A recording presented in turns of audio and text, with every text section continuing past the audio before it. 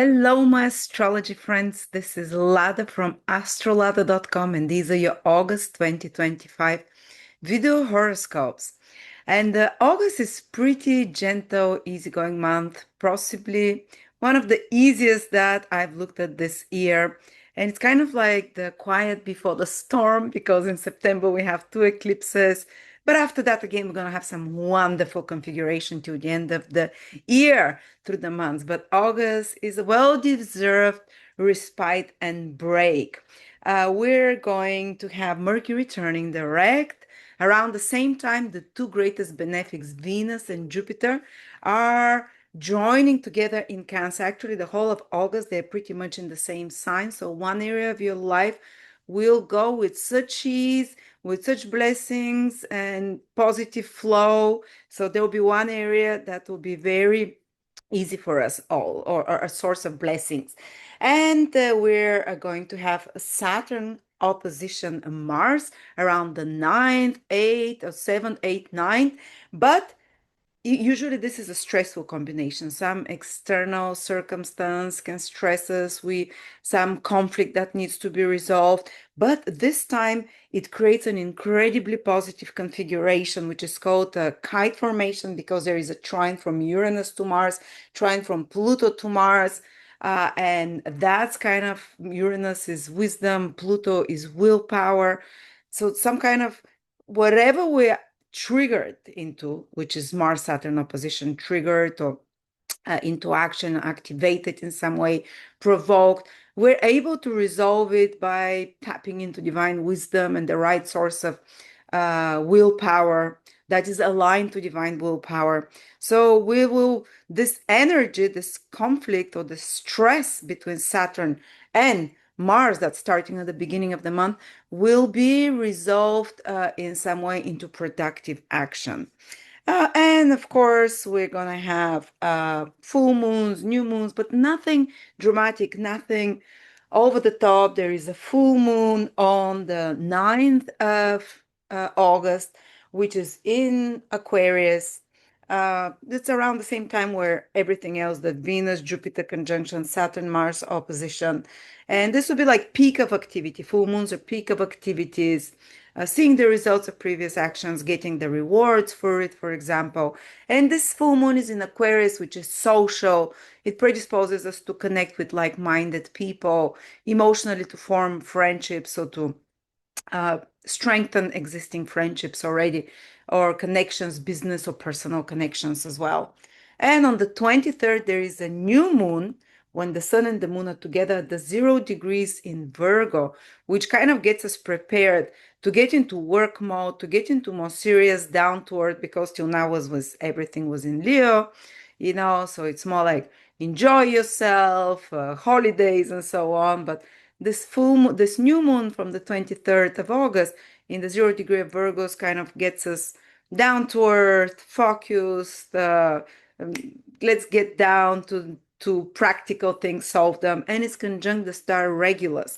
So it's the star of leadership. So maybe some kind of new motivation will come into us to, let's say, to organize ourselves, to take leadership about our health, which is Virgo, or because Regulus is a star of incredible willpower. This is the heart of the lion. It's a star there, the heart of the king, which gives us incredible willpower, incredible motivation, and bravery and courage. And we can apply it to Virgo areas in our life for our health, for our routines, for our work, for our errands, to organize our life in some way for the practical matters of life. And now we're going to start with each of the 12 signs. But before that, I just want to let you know that I've created a 3.5 hour webinar on the ideal home and perfect environment according to your horoscope. You don't need to know any astrology. You just need to know your day of birth and time of birth. And I lead you step by step to see what is like. Are you going to live near mountains in certain periods of life, or near marshes, or near forests, or big cities, small cities? What will the house be like? Is going to be a big house or more than one place of living, foreign residence or more local?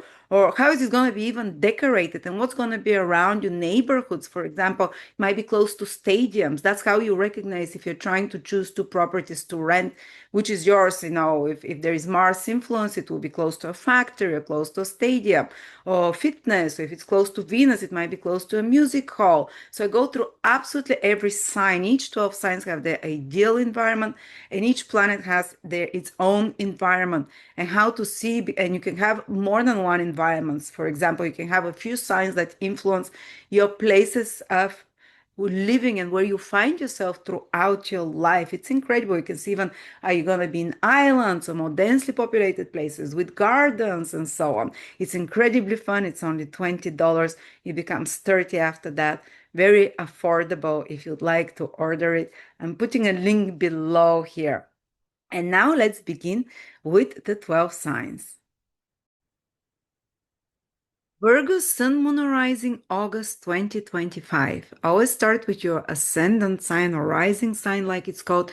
If you don't know your time of birth, then check just the moon and the sun signs. But if you can check all three of them, that will be the most full picture you'll get about the month ahead. And as I said, August is pretty awesome.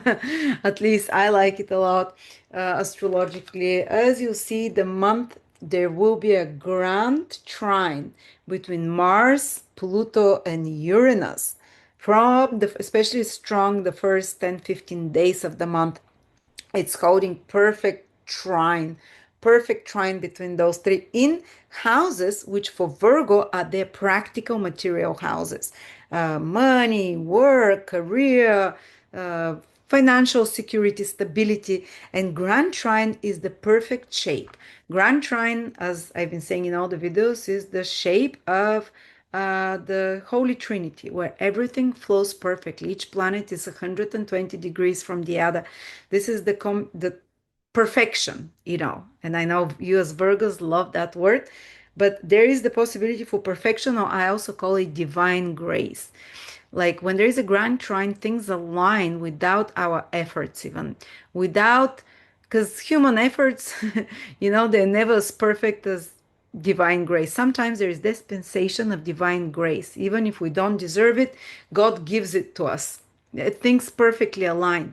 And therefore, you can align in some way for your practical matters in life. It can be maybe opportunity for money or some uh, opportunity that without effort you can tap in for your work or for your health, which is the sixth house, is always connected to health habits, maintenance of the health, or for your career in some way. But I think, it's because Mars is the active planet here, it's mostly connected to finances as well, to financial stability, to resources in some way. So some kind of a and you put efforts yourself as well, because Mars is an active planet. You don't stay as a passive observer. Mars, really, wherever Mars transits, you want to jump with both feet and get involved because you get the courage. And maybe about something about a financial situation for you. And yes, Mars can indicate more spending, but even if there is more spending, it's for something wise, it's for something that is important, because Uranus trine, Uranus is wisdom, Pluto is willpower. You might be investing in something that will give you good returns later on, and it might be almost like, wow, this investment, it's too good to be true, but actually it's a grand trine, it's divine intervention, divine grace, as I said, that is involved there, or maybe stabilizing your financial material situation in some way. So look out for such opportunities of things aligning themselves on their own. But Mars gets opposed by Saturn, which is actually good. It's a stressful opposition. Saturn Mars oppositions are stressful. They might be around the 7th, 8th, 9th. Again, it's most potent. Because it might be the need to resolve some conflict about your resources, other people's resources, my money or my values, your values, mine, yours, or my money, the tax, the money for the government, or so on. There might be the need to resolve some kind of conflict. But because of the grand trine, Pluto and Uranus, you find quick solutions and turn it into something even that is beneficial for you.